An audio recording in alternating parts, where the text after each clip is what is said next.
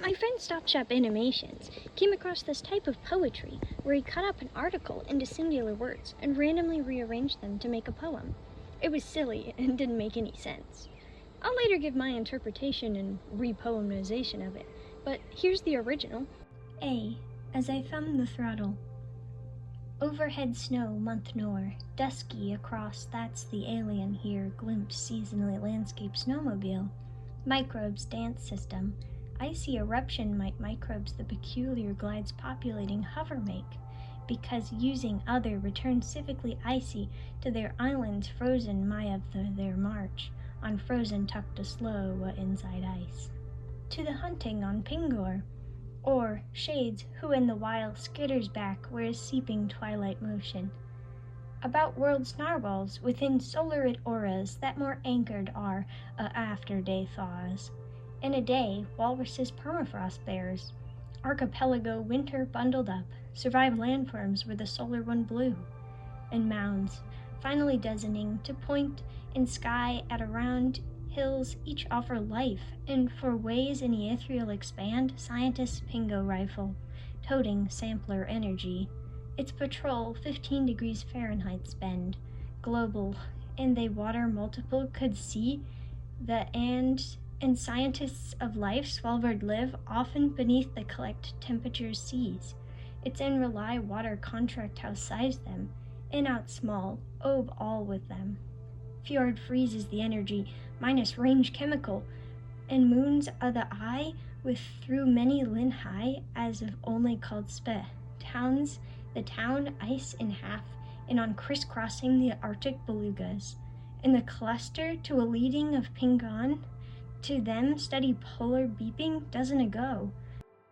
Domes and cores trips, from I'm some there, and as at sits mountainous Rhines. Okay, so I may have went a little overboard with the annotations, but I think I found the hidden meaning behind this nonsense. Would you rather I read all my notes to you, or display my thoughts in a new poem that closely matches up with the order of the original and just so happens to have accompanying drawings made by yours truly? You don't get a choice.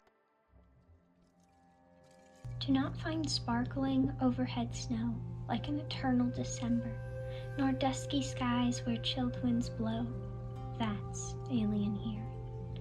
We each get a glimpse of the landscape after the snowmobiles plow through, spurring up a flutter that takes shape as a powerful icy eruption. The air is populated with dancing microbes that hover and glide particularly like unsettled snow globes throughout all the island's air.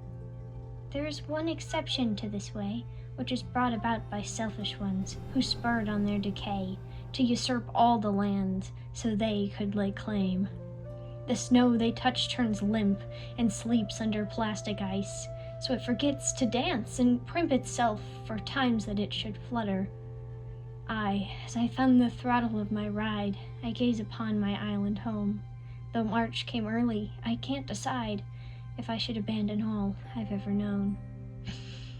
I closed my eyes and pulled a switch, causing my vehicle to soar, my rifle packed without a hitch, to join the hunting on Pingor.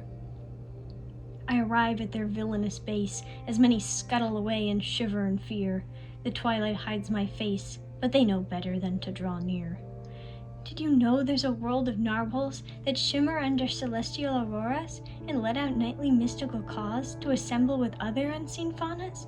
You wouldn't, would you, after chasing them all to the seafloor, while gnawing and thawing through everything that I adore? In a day of your world we lost 1,000 dreams that went to burn, but in a day of permafrost, mother and son walruses joyfully adjourn. I traversed the archipelago, bundled up in winter clothing. I found it strangely warm here, though, as vast blue heavens left the sun blistering. However, many mounds gathered here to form many mountains that reach from their lazy bases to climb the sky, each offering life and peace to breach.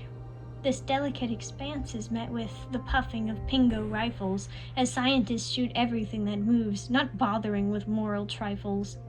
They patrol when it's 15 degrees Fahrenheit, toting sampler energy cartridges to spend on innocent inhabitants, little creatures living in the ridges. If their deeds were water, they could fill the world's seas, and surrender Svalbard to live beneath them and never freeze. To the scientists of life, who think they're so grand, and made a contract with chaos, on globe, all of you are small, I reprimand. As I thumb the throttle of my rifle, I must be just like them, simply fighting to survive but frightful, of whom nature will next condemn. Suddenly the fjord charges closer with an earth-shattering crackle. Frigid winds blow over, and all of us begin to scramble. A sweeping chill freezes their energy, rendering the chemicals useless, and they all stared up in the sea with moony eyes, the wilderness. The sky sneers down at them like mice, while sending hail barreling down, covering half the town in ice. Then belugas swam through town.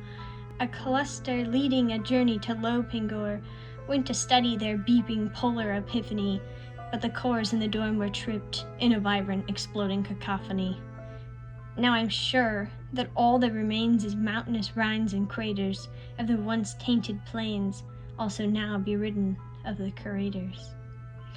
I threw down all throttles and ran for my life, promising that Pingor and its rifles would return to wildlife.